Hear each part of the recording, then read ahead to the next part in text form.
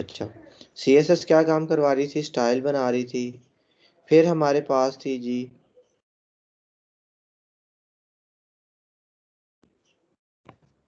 JavaScript.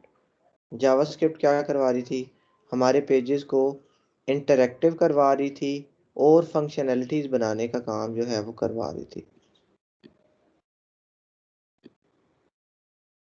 मैं फंक लिख रहा हूँ सिर्फ। फंक्शनैलिटीज और इंटरैक्टिव बना रही थी। ठीक है। अब हमारे पास है PHP। इसके दरमियान में और सिंपल इनकी लाइब्रेरीज वगैरह भी यूज़ हो जाती हैं, बट अगर बेस लैंग्वेज की बात की जाए तो वो हमारे पास PHP नेक्स्ट है। उसमें हमारे पास PHP क्या करवाएगी? वो सर्वर साइड पे काम करवाएगी, वो डेटाबेस को हैंडल करेगी। ये सारे काम किसके होंगे? PHP के।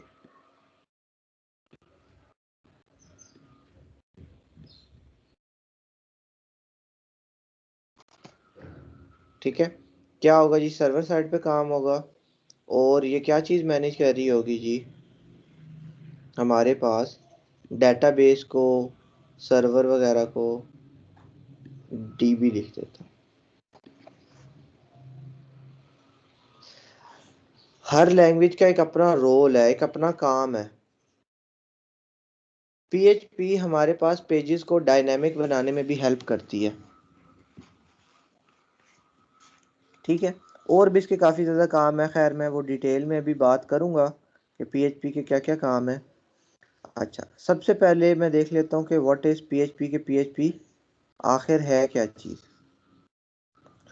तो PHP is an acromion for hypertext pre processor.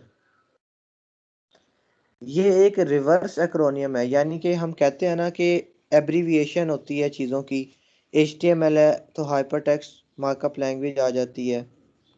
CSS है तो कैस्केडिंग स्टाइल शीट आ जाती है। जावास्क्रिप्ट है तो JS है तो जावास्क्रिप्ट आ जाती है। इसी तरह PHP है।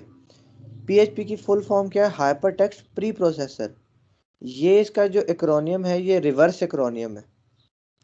रिवर्स कैसे? कि देखिए, पहले P आता है, फिर H आता है, फिर P आता है। तो यहाँ पे पहले H से वर्ड है हाइपरटेक्स्ट, और प्री प्रोसेसर PP से प्री प्रोसेसर। ठीक है।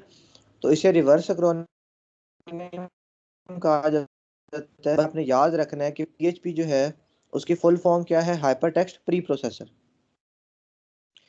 ये जितना भी आपने काम देखा है ना, वर्डप्रेस आपने यूज़ की है, ये सारी की सारी PHP की हेल्प से ही बनी हुई है। वहाँ पे भी एक डेटाबेस है, डेटाबेस मैनेज हो रही है, डायनामिक कंटेंट आ रहा है, सारा कुछ हो रहा है। वो किसकी बदौलत है? PHP की बदौलत। ठीक है। तो PHP की वर्थ का और PHP की ताकत का अंदाज़ा आप खुद ही लगा सकते हो कि ये कितनी बड़ी बड़ी चीज़ें क्रिएट करने के काम आ सकती है। PHP is a server-side scripting language and a powerful tool for making dynamic and interactive web pages. Server-side scripting language, कोई क्लाइंट साइड क्या होता है? और कौन सी लैंग्वेज क्लाइंट साइड लैंग्वेज होती है?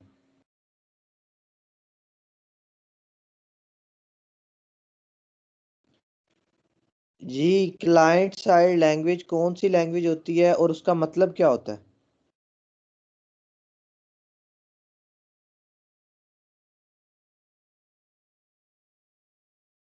जी अरसलान महबूब, आप बताएं।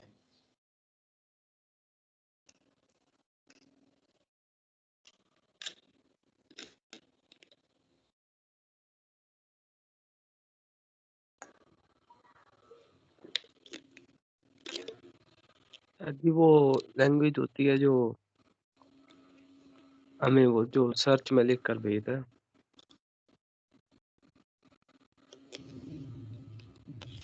कौन सी लैंग्वेज होती है? सर्वर सर साइड की लैंग्वेज कौन सी? क्लाइंट साइड की लैंग्वेज कौन सी होती है? उसकी एग्जांपल दें, उसका नाम बताएं और बताएं कि क्लाइंट साइड लैंग्वेज ऐसी क्या लैंग्वेज होती है जिसकी वजह से हम उसे कह रहे होते हैं। Sir client side sir server तो एक सर्वर है, क्लाइंट वो हो गया जो मतलब एक इंटरनेट यूज कर रहा है सर। जो मतलब एक मैं हूँ, अब मैं इंटरनेट यूज़ कर रहा हूँ, मैं क्लाइंट हूँ सर, मेरी साइड से जो लैंग्वेज होगी वो क्लाइंट साइड लैंग्वेज। क्या मुराद है इससे?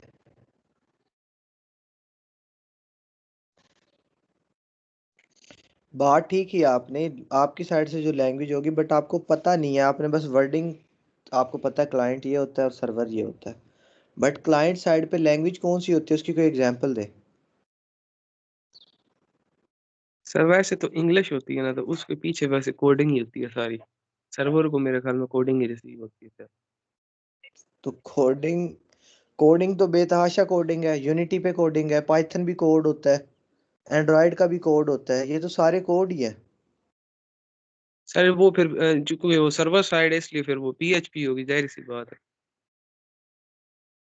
अच्छा, सर्वर साइड पीएचपी होगी और क्लाइंट साइड? सर वो पीएचपी होगी या जावा होगी।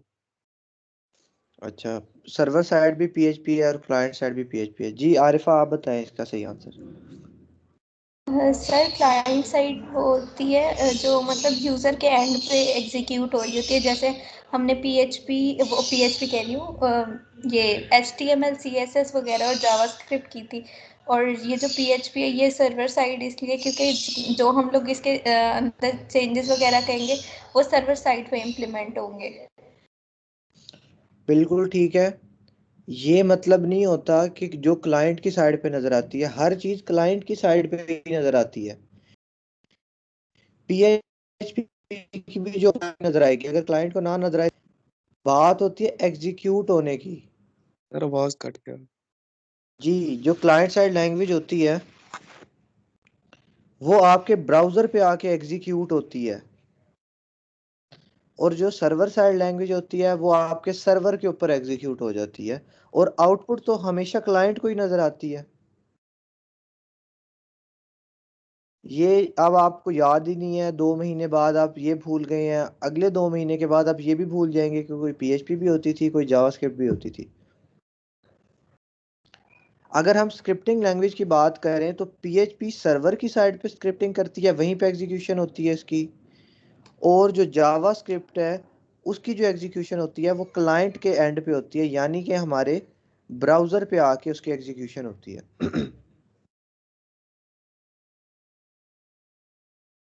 ठीक है। अच्छा, एक पावरफुल टूल है जिसकी मदद से हम डायनामिक और इंटरेक्टिव वेब पेजेस बना सकते हैं। बिल्कुल, डायनामिक पेजेस हमने वर्डप्रेस में क्रिएट किए हैं तो वो पीएचपी ही हेल्प करवा रही थी, तो हमें पता है जी डायनामिक पेजेस बन जाते हैं। इंटरेक्टिव भी होते हैं, हम उससे इंटरेक्ट भी करवा सकते हैं। It is use to manage dynamic content, databases, session tracking, even build entire e-commerce store sites। हमारे पास जो पीएचपी होता है, पीएचपी जो लैंग्वेज है वो क्या है, वो डायनामिक कंटेंट को मैनेज कर सकती है। अब हम देख रहे थे कि कभी पोस्ट को हम डेटाबेस में सेव करवा लेते हैं, फिर हम पोस्ट को फेच भी कर सकते हैं, डिफरेंट काम हम करवा सकते हैं। क्या क्या करते हैं, पोस्ट को डेटाबेस के अंदर रखवाना, उसे फिर वापस ले आना, हो जाता है ये काम। डिफरेंट डिफरेंट जगहों पे शो करवाना पोस्ट को। तो हमें पता है कि वो चीज़ कोई स्टैटिक नहीं है, वो डायनामिक है, इसीलिए हम उसे मल्टीपल जगहों पे भी शो करवा सक रहे हैं। ठीक है। अच्छा, तो उसके अलावा इसका और क्या क्या काम होता है, सेशन ट्रैकिंग वगैरह, ये इसकी बात हम बाद में करेंगे। इवन हम पूरी ई कॉमर्स की वेबसाइट इस पे क्रिएट करवा सकते हैं। ये जो पूरी आपने वेबसाइट देखी थी, जैसे हम वर्डप्रेस की हेल्प से बासानी बना सकते हैं, अगर हम कस्टम बनाना चाहें तो हम पीएचपी की मदद से कस्टम भी बना सकते हैं। क्योंकि सिंपल सी बात है, पीएचपी को, वर्डप्रेस को बनाने वाली कौन सी लैंग्वेज है, पीएचपी। तो अगर हमें पीएचपी आती है तो पीएचपी की हेल्प से हम वो सारे काम कर सकते हैं जो वर्डप्रेस में हो रहे हैं। क्योंकि पीएचपी तो फादर है, वो पेरेंट है वर्डप्रेस की। तो हम, अगर पीएचपी हमें आ जाती है तो हम वर्डप्रेस को भी ज़्यादा अच्छे से कर सकते हैं, प्लस हम क्या कर सकते हैं, हम अपनी कस्टम चीज़ें भी पीएचपी की हेल्प से बना सकते हैं। ठीक है। PHP scripts are executed on the server side। Execution की बात है कि ये कहाँ पे एग्जीक्यूट होती हैं, सर्वर के साइड पे। अब सर्वर साइड क्या है,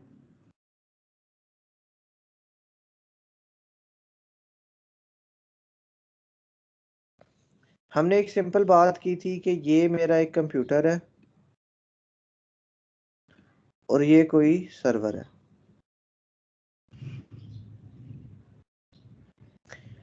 हम क्या करते हैं, हम कोई रिक्वेस्ट भेजते हैं सर्वर पे, ठीक है। अगर तो मैं HTML की कोई फाइल मांग रहा हूं ना, .html, सर्वर उसे एग्जीक्यूट नहीं करेगा, एज इट इज फाइल उठा के मुझे दे देगा। मेरे ब्राउजर पे आके वो क्या होगी, एग्जीक्यूट होगी।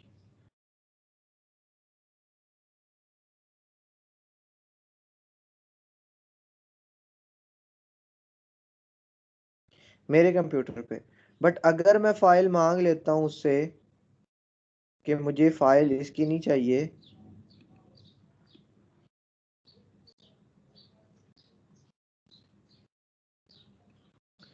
मुझे फाइल चाहिए जी,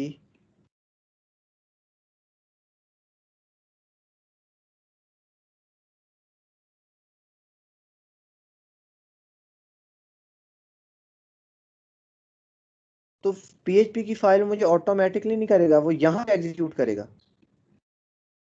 और क्या करेगा, रिटर्न मुझे आउटपुट करवाएगा। नजर तो क्लाइंट में होती है हर चीज।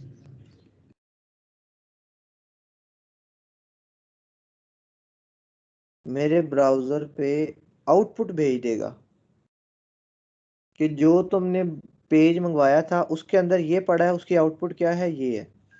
मगर यहाँ पे पूरी फाइल भिजवा देगा, यहीं पे एग्जीक्यूट होगी और यहीं पे आउटपुट हमें हमारे सामने नजर आ जाएगी।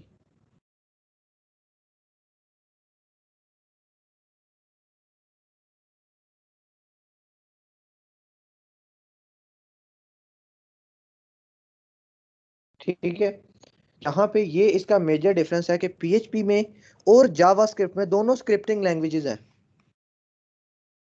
स्क्रिप्ट बेसिकली सिंपल कोड को कहते हैं जो कि एग्जीक्यूट होता है। दोनों वही लैंग्वेजेस हैं, बट PHP की एग्जीक्यूशन सर्वर पे हो रही है और इसकी क्लाइंट पे हो रही है, जावास्क्रिप्ट की। ठीक है, executed on the server side.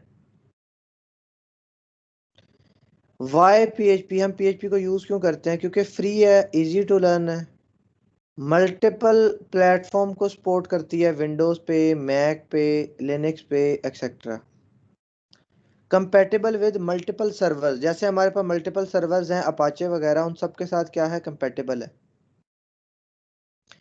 Can manage wide range of databases with PHP, example MySQL। MySQL के अलावा भी और डेटाबेस सिस्टम्स हैं, उनको भी PHP की मदद से मैनेज किया जा सकता है। ठीक है, क्यों यूज करते हैं, क्योंकि ये इजी है, फ्री है, आप फ्री में इस्तेमाल कर सकते हो, इसे फ्री में यूज कर सकते हो, मल्टीपल चीज़ों को सपोर्ट कर रही है, मल्टीपल सर्वर के साथ कंपेटेबल है, ये सारा कुछ। अब मैं आपको थोड़ा ज़्यादा डिटेल में समझाता हूँ कि आखिर ये एग्जीक्यूशन जैसे हुई है ना, तो आखिर कैसे होती है। अच्छा, मैं क्या कहता हूँ कि मेरे पास इसी तरह से क्लाइंट है। क्लाइंट आपका कंप्यूटर हो सकता है, आपका उसे ब्राउज़र को क्लाइंट कह लो, आप कह लो या खुद को कह लो, एक ही। बट एग्जीक्यूट किसने करनी होती है, ब्राउज़र ने। आपको बस पता है कि ये क्लाइंट होता है। अच्छा, क्लाइंट है और यहाँ पे क्या है, सर्वर।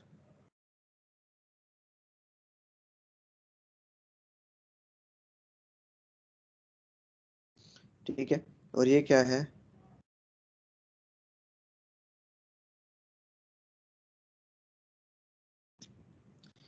अच्छा।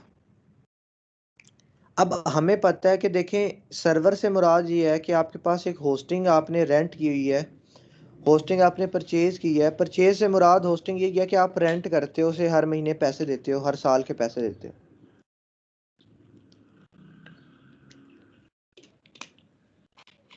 ठीक है। अब एक क्वेश्चन ये भी आता है कि सर हम अपने कंप्यूटर को भी जब सर्वर बना सकते हैं तो हम फिर सर्वर क्यों रेंट करते हैं? देखिए, सर्वर रेंट करने की एक सबसे बड़ी रीज़न ये होती है कि वो 24 घंटे ऑनलाइन रहेगा, इंटरनेट के साथ कनेक्टेड रहेगा, ताकि जब भी कोई क्लाइंट आए वो इसे एक्सेस कर सके। सिंपल। ठीक है। अच्छा, अब हमारे पास क्या होता है जी, एक सर्वर है, सर्वर हमने लिया हुआ है, सर्वर के ऊपर मल्टीपल चीज़ें होती हैं। ठीक है। बेसिकली आप इसे होस्टिंग कह लो कि जी होस्टिंग है हमारी, वहाँ पे चीज़ें पड़ी हुई हैं, वहाँ पे मल्टीपल चीज़ें हैं, डेटाबेस है, सर्वर है, ईमेल सर्वर है, काफ़ी ज़्यादा चीज़ें वहाँ पे पड़ी हैं, फाइल्स आपकी सारी पड़ी हुई हैं वहाँ पे। ठीक है।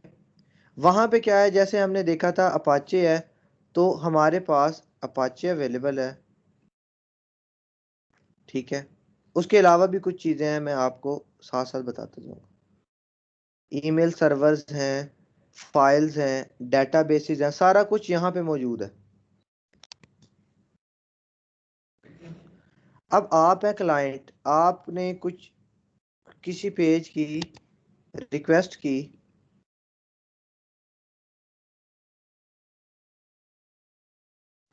सर्वर से रिक्वेस्ट की, जैसे हमारे पास अपाचे हम यूज कर रहे होते हैं, लोकल होस्ट पे भी अपाचे होता है। ठीक है। हम यूज कर रहे होते हैं जी अपाचे। किस तरह से, ये देखें, यहाँ पे ये देखें। अब इसका जो इंटरफेस है, क्योंकि ये मैं ऑपरेटिंग सिस्टम दूसरा यूज कर रहा हूँ, आप लोगों का विंडोज होगा, आपके पास वही पुराना इंटरफेस होगा जैम्प का, है ये भी जैम्प, ये देखें जैम्प 8.0.2। बट चूंकि मेरा ऑपरेटिंग सिस्टम कौन सा वाला है, मेरा ऑपरेटिंग सिस्टम है ये मैक, पहले विंडोज यूज कर रहा था, अब मैक यूज कर रहा हूँ। विंडोज पे रिप्रेजेंटेशन अलग होती है, मैक पे अलग होती है, लिनक्स पे अलग होती है। ठीक है। तो देखिए, मैं मैक पे भी जैम्प चला सकता हूँ, सर्वर पीएचपी सारा कुछ कर सकता हूँ। मतलब कि ये बात इनकी सच साबित हो गई है, क्योंकि विंडोज पे भी कर रहे थे हम और इस पे भी हो रहा है। ठीक है। अच्छा, तो आप लोगों ने कंफ्यूज नहीं हो जाना कि सर का तो इंटरफेस चेंज हो गया, सर का अपाचे बदल गया। बस इसका इंटरफेस इस एप्लीकेशन का यहाँ पे डिफरेंट है। माई एसक्यूएल डेटाबेस मेरे पास भी है, अपाचे वेब सर्वर मेरे पास भी है, बस तरीका थोड़ा सा डिफरेंट होगा। आप जैसे पहले स्टार्ट करते थे वैसे ही आप लोगों ने करना है। सर ये लैपटॉप पे चेंज कर सकते हैं, विंडोज से मैक पर, मैक से ओएस पर, या सर पीसी पे? नहीं, मैक जो है ऑपरेटिंग सिस्टम, उसके लिए तो आपके पास लैपटॉप ही वही वाला होना चाहिए। जैसे अगर आप कहते हो कि iOS करना है, iOS करने के लिए आपके पास आईफोन होना चाहिए, तो मैक ओएस करने के लिए आपके पास मैकबुक होनी चाहिए। ठीक है। आप अपने आम डेल के कंप्यूटर पे ये वाले ऑपरेटिंग सिस्टम नहीं कर सकते, क्योंकि ये इन्होंने अपने बनाए हुए हैं जो कि ज़्यादा सिक्योर्ड है। विंडोज़ वगैरह है वो ज़रा सब लोग यूज़ कर लेते हैं, तो थोड़ा सा डिफरेंस है। जो एप्लीकेशन से डिज़ाइन होती हैं वो मैक के लिए अलग होती हैं और विंडो के लिए अलग होती हैं। अब ये देखें, ये जैम्प ही है आपके पास इसकी रिप्रेजेंटेशन अलग होती है, मेरे पास इसकी रिप्रेजेंटेशन अलग है। पहले मैं भी विंडोज़ यूज़ कर रहा था, तो आपकी भी सेम थी, मेरी भी सेम सेम होती थी। अब इसकी डिफरेंट हो गई है थोड़ी सी, बट काम इसने वही करना है, अपाचे सर्वर वैसे ही है, सारी चीज़ें वैसे ही हैं, बस रिप्रेजेंटेशन का थोड़ा सा क्या आ गया, फ़र्क आ गया। आप लोगों ने पहले इंस्टॉल किया हुआ है तो आपको कोई मसला नहीं होगा, आपने उसी तरीके से जैसे आप लोग करते हो वैसे ही कर लेना, इस तरह से ये वाला इंटरफेस। ठीक है। आपने इसी तरह से करना है, आपके पास यहाँ इसी तरीके से आएगा। बट मेरे पास क्या है, मेरे पास डिफरेंट तरीके से आएगा। बट बात वही है, मेरा मकसद ये था कि अपाचे मेरे पास भी होगा, आपके पास भी होगा। अच्छा, अब मैं क्या बात कर रहा था,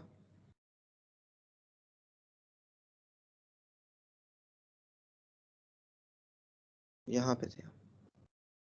अच्छा, आप रिक्वेस्ट भेजोगे, आपका ये जो अपाचे सर्वर है, आपने रिक्वेस्ट भेजी सपोज www.xyz.com/something.php आना जरूरी है। .php से ये इंडिकेशन होती है कि ये php की फाइल है, जैसे .html से इंडिकेशन होती थी html, .css से इंडिकेशन होती थी कि css, .js से होती थी कि जावास्क्रिप्ट, और .php से क्या होगी कि ये php की फाइल है। आपका सर्वर देखेगा कि आने वाली जो फाइल है वो कौन सी है, वो php की फाइल है। यहाँ पे सर्वर पे एक php का इंटरप्रेटर भी मौजूद होगा।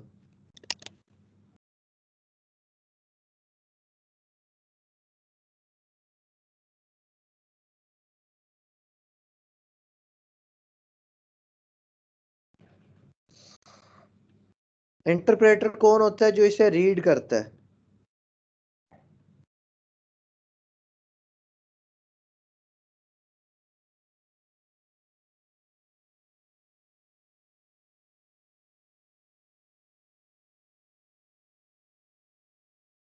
इसमें तो टेक्स्ट वाला बिल्कुल ऑप्शन ही नहीं है।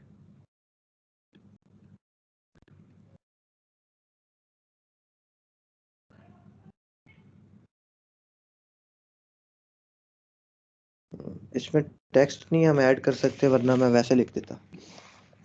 अच्छा, इंटरप्रेटर, ये बस समझ आ जाएगी आपको कि ये लिखा हुआ है इंटरप्रेटर। इंटरप्रेटर वो होता है जो इस PHP की फाइल को पढ़ सकता है। जैसे आप चाइना चले जाते हो तो आप एक इंटरप्रेटर ले लेते हो जो आपकी लैंग्वेज को चाइनीज में और चाइनीज वाली आपको बता देता है। जैसे ही PHP की फाइल्स आती है तो अपाचे, हमारे पास हमारा जो अपाचे है, ये रिक्वेस्ट आती है कमांड जी,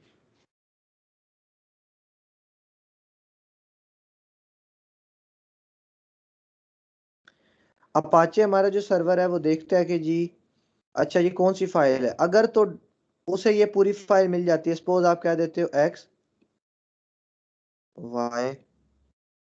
xy.php, वो देखते हैं xy.php मौजूद है सर्वर पे। वो क्या करता है, इसको ऐसे ही एज इट इज रिटर्न नहीं करवा देता, वो PHP इंटरप्रेटर से बात करता है। वो कहता है इसकी रिक्वेस्ट आई है, इसे रीड करो।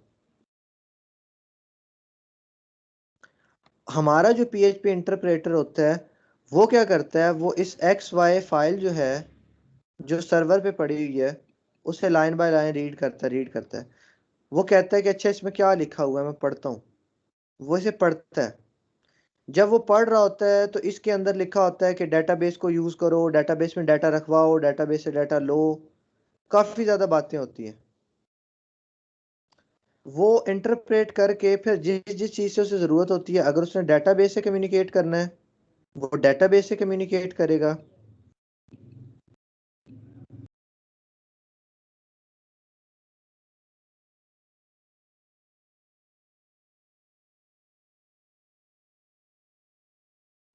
अगर उसे किसी और फाइल से कम्युनिकेट करना है, हमारे पास क्या होंगी जी, और फाइल्स वगैरह भी पड़ी होंगी, मेलिंग सर्वर होंगे, हजारों चीजें होंगी हमारे पास।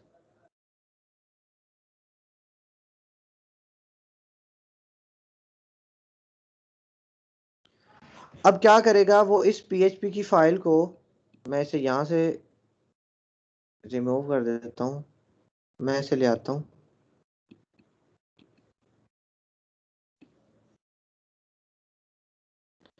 ये कौन सी है जी, xy.php।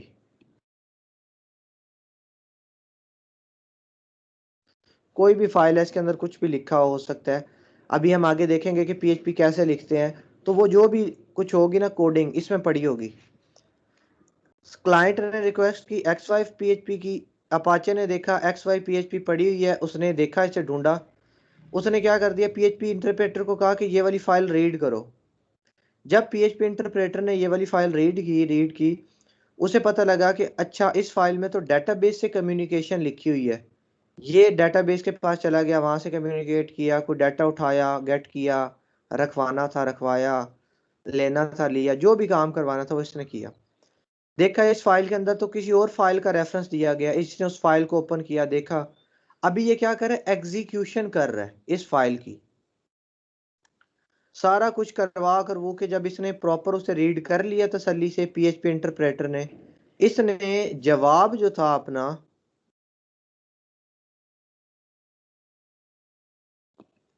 जवाब वो इसने दे दिया वापस सर्वर को कि चलें अब ये भिजवा दें अपाचे को। यहां से इसने कम्युनिकेट डेटाबेस से की, फाइलों से की, जो भी किया था। अपाचे सर्वर ने क्या किया, जवाब वापस हमें भिजवा दिया कि जो फाइल तुमने एक्सेस की थी उसके अंदर ये आउटपुट थी, ये लो।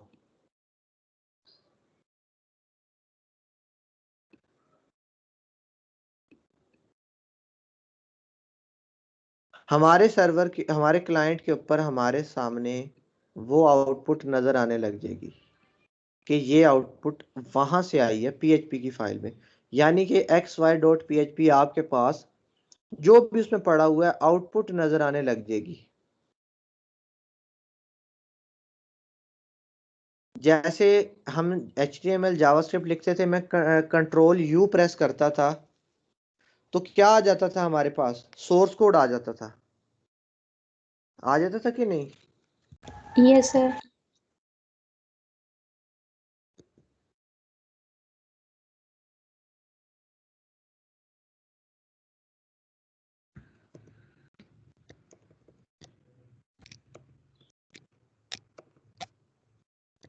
इधर मैक पे नहीं आता वहां पे आता है।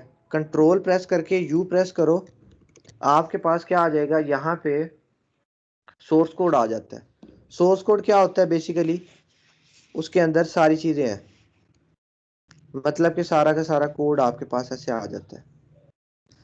अगर आप पीएचपी की फाइल का कंट्रोल यू करो ना, आपको कोड नजर ही नहीं आएगा। क्यों क्यों नजर नहीं आएगा? क्योंकि वो एग्जीक्यूट ही यहाँ पे नहीं हुआ। अगर तो वो यहाँ पे एग्जीक्यूट होता तो कोड नजर आता ना, क्योंकि वो एग्जीक्यूट यहीं पे हो रही थी।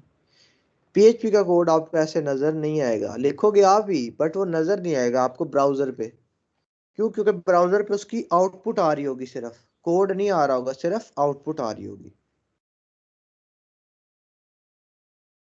चलिए तो आपका ये जी सर मतलब ये है कि एक बंदा ने एक ब्राउजर से लिखता है facebook.com, आगे एक वो डाल के, एक बाई डाल के आगे किसी का नाम डाल देता है कि इस बंदे की प्रोफाइल चाहिए। वो सर फिर पीएचपी आके जाएगी और फिर उसकी प्रोफाइल ढूंढेगी, आगे फाइल में जाएगी और उस तरह ढूंढ के आगे ब्राउजर पे शो कर देगी। आपके कहने का ये मतलब है सर? जी यही मतलब है, बट याद रहे ये पीएचपी जा नहीं रही है, डॉट पीएचपी की फाइल है। फाइल्स क्रिएट करते थे ना, index.html बनाई थी ना, index.html। Yes sir.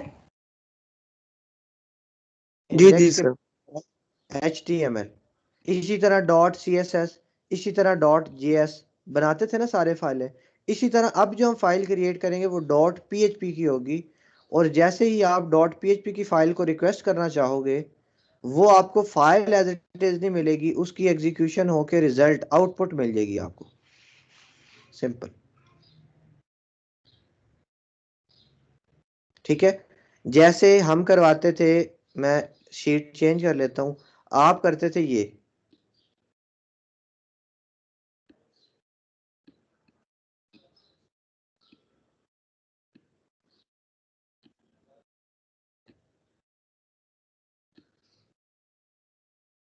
हेलो, आप ये करवाते थे ना इंडेक्स HTML में, H1 का टैग HTML में होता है, आप हेलो लिखवाते थे, आपके पास आउटपुट सामने पेज पे आ जाती थी। ये टैग्स नहीं आते थे, ये नहीं आते थे बिल्कुल, आपके पास आता था हेलो।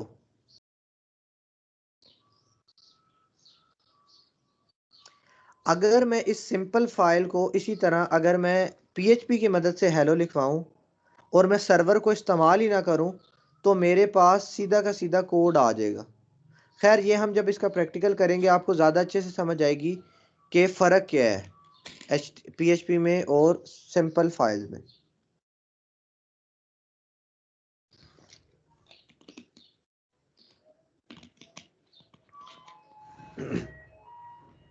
ठीक है, हमारे पास आपने सिर्फ इतनी सी बात याद रखनी है कि जब हम यूज़ करते थे कुछ सर्वर साइड, तो जो हमारा क्लाइंट कंप्यूटर होता था, सर्वर आपने एक फाइल की रिक्वेस्ट की x.html, ठीक है, सर्वर ने ढूंढी, server same as it is x.html आपको वापस कर देता था, आउटपुट नहीं देता था, सिर्फ सिंपल यही दे देता था। यहां पे आप आते थे, यहां पे आपका होता था ब्राउजर, वो इस x डॉट को ये रीड करता था, इस फाइल को ऐसे पढ़ता था क्या लिखा हुआ है, फिर पढ़ने के बाद आपको यहाँ पे शो करवा देता। कौन था? ब्राउजर करवाता था। सर्वर बस फाइल को रिटर्न करवाता था, एग्जीक्यूट नहीं करवाता था। एग्जीक्यूट कौन करवाता था? ब्राउजर। ब्राउजर का तो पता है हमें सबको कि ये ब्राउजर होता है, क्रोम जैसे मैं यूज कर रहा हूँ। बट पीएचपी की फाइल में सिनेरियो क्या हो जाएगा? पीएचपी की फाइल में ये हो जाएगा कि एग्जीक्यूशन ब्राउजर नहीं करवाएगा, एग्जीक्यूशन करवाएगा सर्वर। यहाँ पे सिर्फ आउटपुट आएगी, कोई एग्जीक्यूशन नहीं हो रही। यहाँ पे सारी एग्जीक्यूशन सर्वर के पास, ये सारी। ये डिफरेंट होता है क्लाइंट साइड लैंग्वेज में और सर्वर साइड की लैंग्वेज में।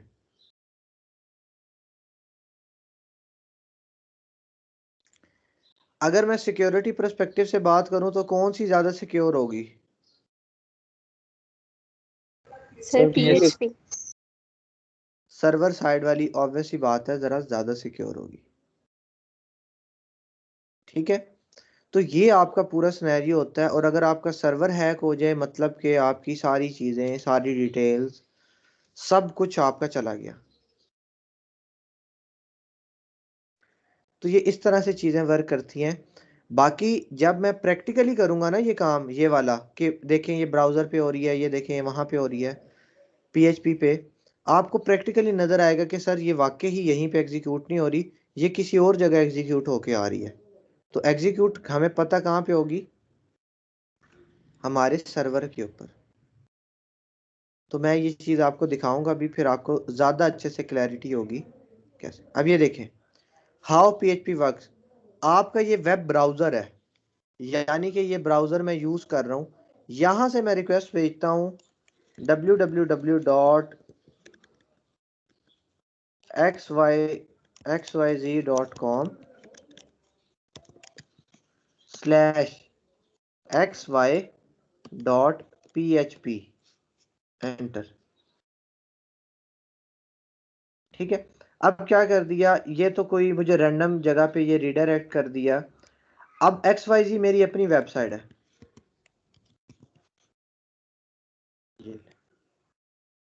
xy.php। जैसे ही मैंने रिक्वेस्ट भेजी, तो जैसे ही उसने देखा कि PHP फाइल की रिक्वेस्ट आ रही है, वहीं पे एग्जीक्यूट हुआ। वहीं से मेरे पास इस वेब पेज के ऊपर सिर्फ आउटपुट आई, पूरी की पूरी फाइल नहीं आई, सिर्फ आउटपुट आई। कि आउटपुट क्या है उसमें, यहाँ पे आ गया,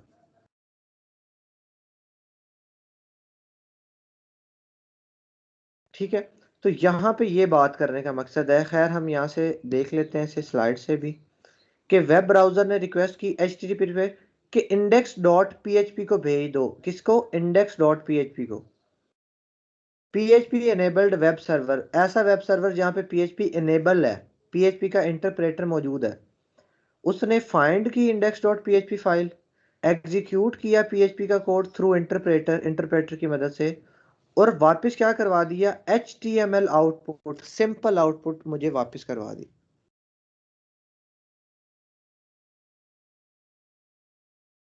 मुझे उसने पूरी फाइल नहीं भेजी, सिंपल HTML का जो प्लेन टेक्स्ट होता है उसकी मदद से उसने मुझे फाइल वापस भिजवा दी। कि ये आपने जो index.php भेजी थी ना, उसके अंदर ये आउटपुट पड़ी हुई है, ये लो आपको हम वापस भिजवा रहे हैं। ये सारा सिनेरियो होता है। क्या आप index.php की रिक्वेस्ट भेजी, वापसी पे आपको क्या मिल गई? एक सिंपल आउटपुट। अच्छा, उसके बाद आ जाता है जी मोर अबाउट PHP। मुझे बताएं यहां तक इसकी समझ आ गई है? Yes sir. जी, कौन बताएंगे कि सर्वर साइड में और क्लाइंट साइड में क्या फ़र्क होता है? अब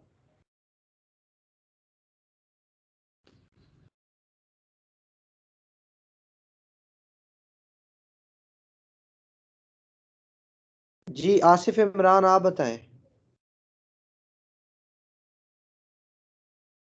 आसिफ इमरान।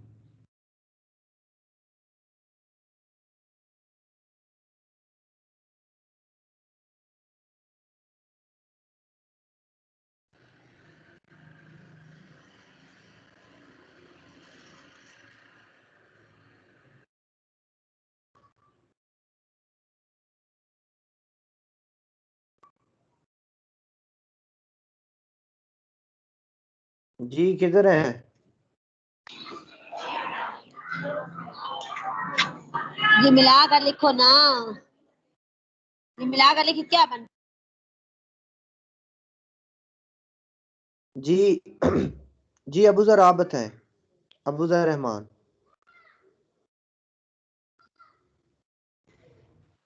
जी सर। जी हेलो क्लाइंट साइड में और सर्वर सर। साइड में क्या फर्क?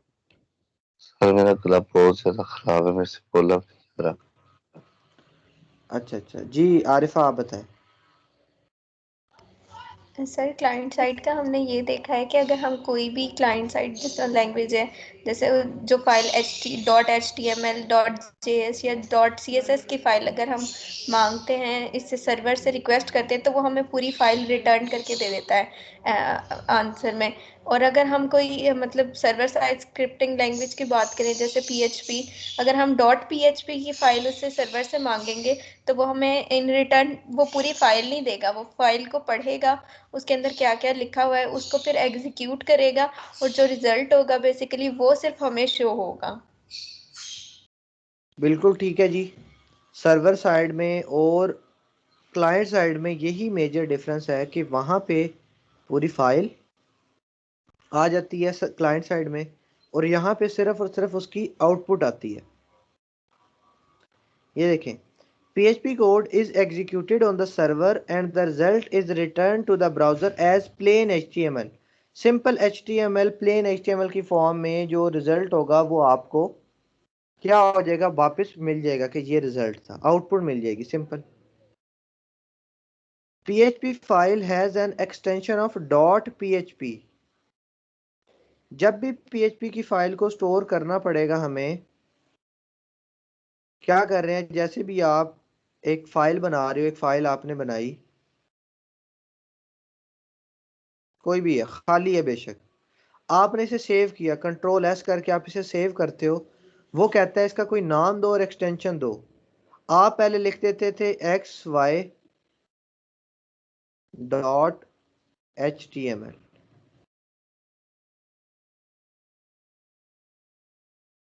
अब हम क्या लिखेंगे, xy.php।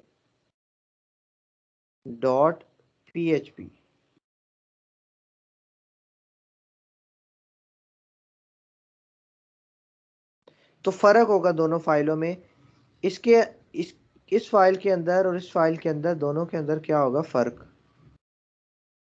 ये HTML के स्टैंडर्ड्स को फॉलो करेगी और उसे पहचान सकती है, ये PHP के स्टैंडर्ड्स को फॉलो करेगी और उसे पहचान सकती है। तो इसकी जब भी एक्सटेंशन सेव करनी है तो कौन सी रखनी है, .php। उसी तरह से जैसे आप करते थे, अब से मेरा इंटरफेस चीज़ों का थोड़ा डिफरेंट हुआ करेगा, आप लोगों का डिफरेंट होगा, बट आपने जैसे पहले काम करते हैं ना वैसे ही करना है। ये नहीं है कि सर की फाइल कैसे सेव हो रही है। मेरे पास चीज़ों का इंटरफेस जैसे मैंने आपको दिखाया, जैम्प का इंटरफेस किधर है हमारा जैम्प, ये देखें, जैम्प का इंटरफेस मेरा इस तरह से होगा, आपका पुराने तरीके वाला होगा, बट काम सेम ही होगा दोनों का। सर ये सबसे पहले देखिए आपको घबराना नहीं। जी, सर सबसे पहले आपने घबराना नहीं है। हाँ मैंने तो नहीं घबराना, आप लोगों ने भी नहीं घबराना कि यहाँ पे सर चीजें डिफरेंट है। सर अपनी सर बात का। जी बस अब आप लोगों ने नहीं घबराना, VS कोड यहाँ पे सेम होगा बिल्कुल उसी तरह से। ये देखें, न्यू फाइल, वही कोड, VS कोड, ऐसे ही कोड लिखेंगे जैसे वहां पे लिखते हैं। बस जब मैं सेव करूंगा ना फाइल, देखें मेरे पास इस तरह की रिप्रेजेंटेशन आएगी, ये वो आपके पास थोड़ी डिफरेंट आएगी। बट मैंने भी क्या करना है, मैंने भी जैम्प के अंदर htdocs के अंदर चीज़ों को स्टोर करवाना है, और आपने भी htdocs, ये देखिए मेरा htdocs सिलेक्टेड है, मैंने भी htdocs में ही करवाना है, आपने भी htdocs में ही करवाना है, ये चीज़ें सिमिलर रहेंगी। ठीक है, यहाँ पे अनटाइटल्ड है, इसका नाम लिख दें XY, और ऑल फाइल से यहाँ से सिलेक्ट कर लूँगा मैं PHP।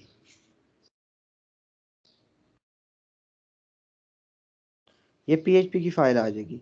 इसके ऊपर कैसे चीज़ें लिखनी है ये यहाँ से हम आज शुरू नहीं करेंगे, हम इंशाल्लाह कल शुरू करेंगे कि कैसे करना है। बस आपने याद रखना है कि काम वैसे ही होगा।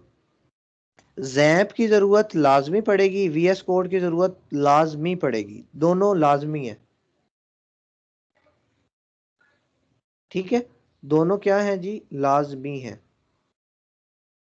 तब हमारे पास चीज़ें सही से एग्जीक्यूट हुआ करेंगी।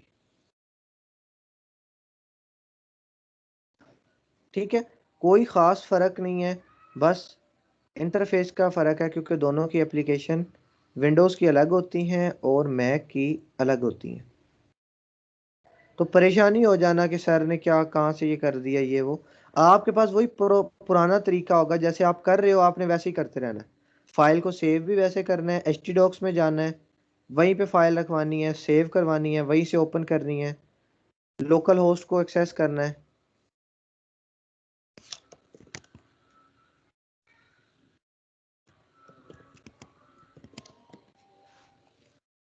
वो देखिए सेम है।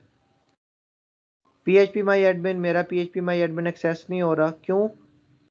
क्योंकि मेरे पास, मैंने अभी तक वो स्टार्ट ही नहीं किया MySQL।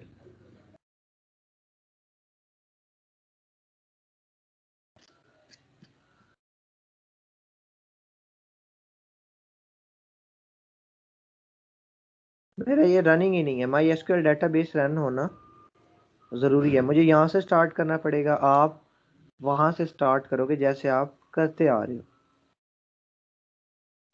ये सारी चीज़ें ऐसी रहेंगी। जब डेटाबेस बनाएंगे तो डेटाबेस को रन करना ज़रूरी होगा। देखें अब ये ग्रीन हो गया, जब नहीं बनाएंगे तो हमें कोई ज़रूरत नहीं होगी।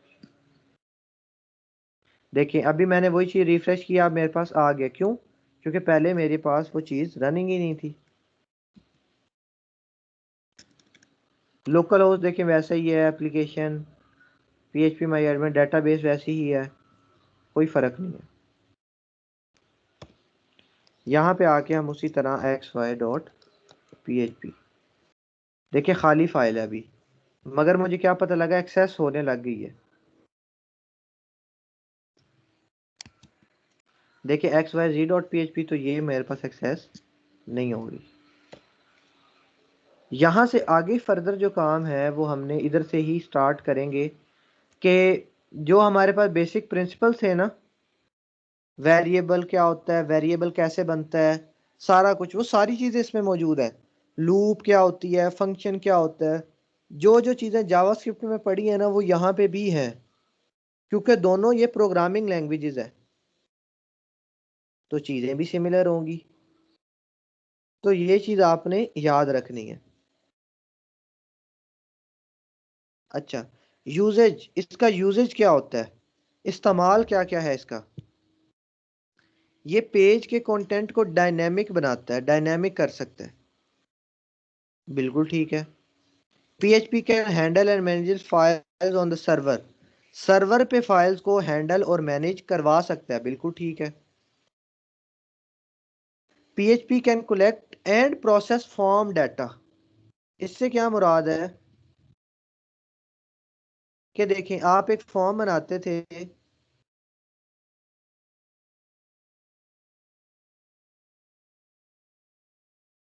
First name last name password वगैरह एक बटन बना देते थे।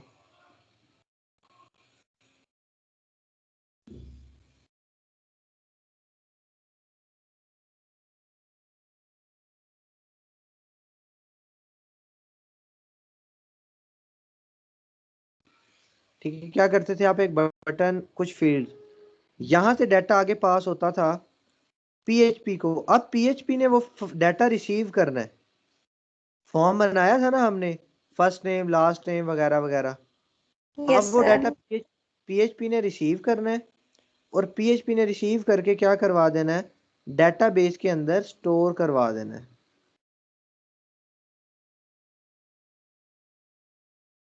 यहां से था HTML, ये पीएचपी, और पीएचपी डेटाबेस में रखा। ऐसे ही समझ लें पीएचपी डेटाबेस का चौकीदार है कि इसने डाटा पकड़ना है और क्या रखवा देना है, अंदर रखवा देना है।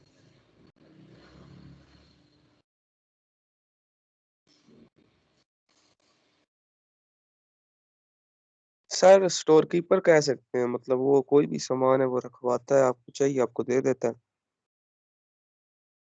जी, ये उसका वन ऑफ टास्क है, यानी कि वो एज अ स्टोर कीपर भी वर्क करता है, प्लस उसकी और भी एक्टिविटीज हैं, और भी काफी काम वो करवाती है पीएचपी। ठीक है, तो ये आपका सारा सिनेरियो है। एक इसका यूजेज क्या है कि ये डेटाबेस में डाटा रखवाएगा भी, वहां से फेच करवा के भी आपको दे सकता है।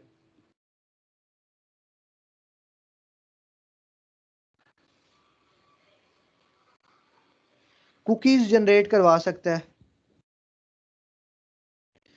पहला तो था collect and process form data, फिर है कुकीज। कुकीज बनती है ना हमारे पास। खैर, ये सेशन क्या होता है, कुकीज क्या होता है, इसमें क्या फर्क है, इसकी बाद में बात करेंगे। अच्छा, PHP can manage your database. Database को मैनेज करता है पीएचपी।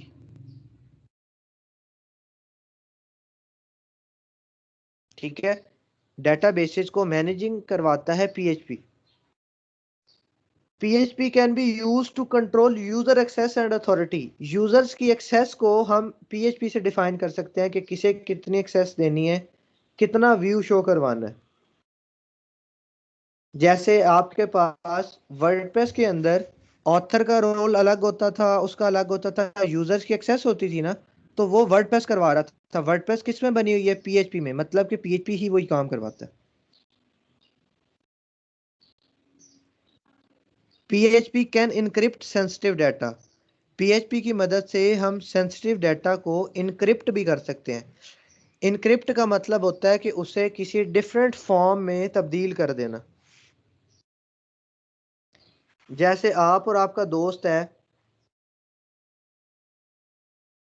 आप लोग जैसे एग्जाम में चीटिंग वगैरह करते हैं, हम सब चीटिंग वगैरह करते रहे हैं कभी ना कभी एग्जाम्स वगैरह में।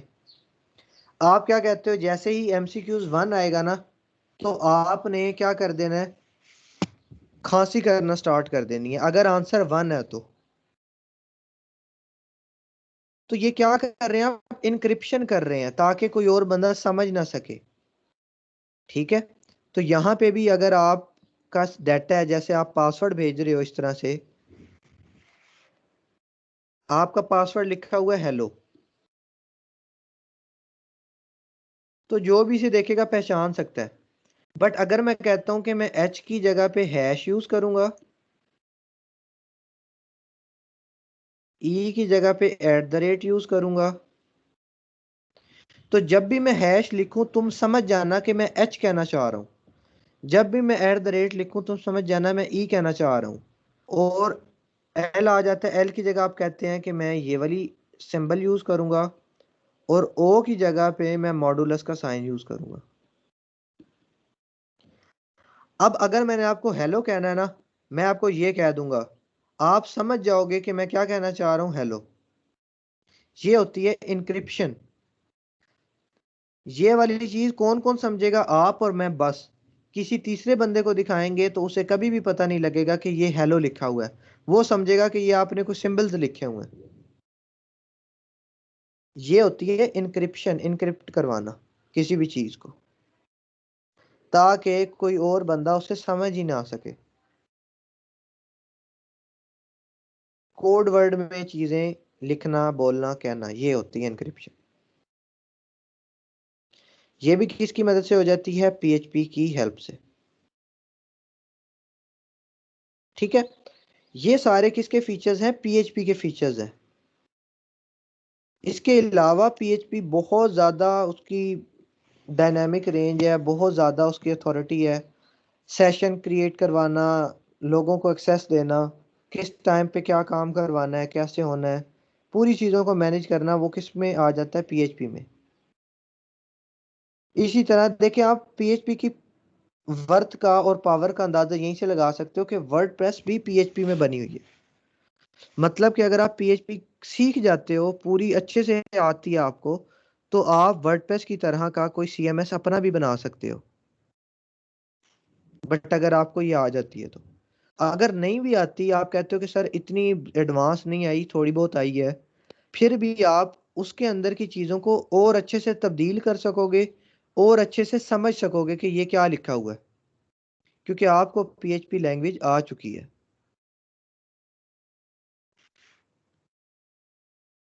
तो इसकी बहुत ज़्यादा यूजेज है।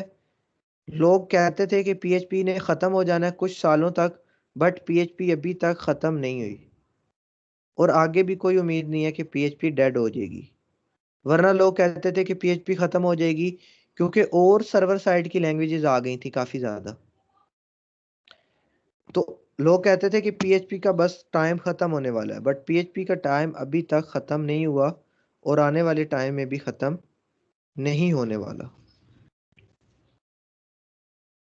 ठीक है, तो PHP जो है ना, वो सीखना बड़ा इंपॉर्टेंट है, आनी चाहिए। और मैं आपको रिकमेंड करूंगा कि यहाँ पे तो हम बेसिक सीखेंगे, आप आगे जाके इसे एडवांस लेवल तक कंटिन्यू लाजमी कीजिएगा, क्योंकि इसके बहुत ज़्यादा बेनिफिट्स हैं और बहुत हाई पेइंग जॉब है।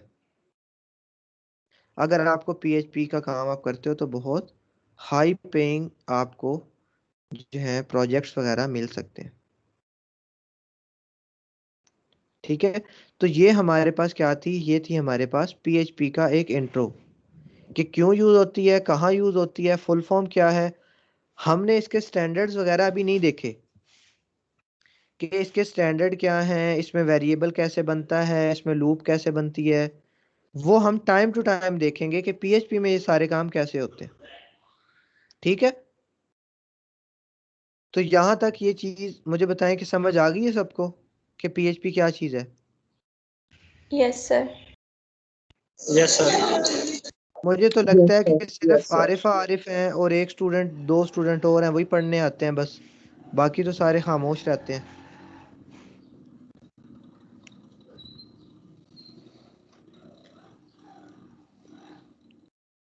तो आप लोगों ने ये अपना कंफ्यूजन जो है अपनी बिल्कुल आपने ख़त्म कर लेनी है कि सर्वर साइड लैंग्वेज कौन सी वाली होती है, क्लाइंट वाली। प्लस हम प्रैक्टिकली भी करके देखेंगे कि फ़र्क क्या है दोनों में, दोनों की एग्जीक्यूशन वाकई डिफरेंट है या नहीं।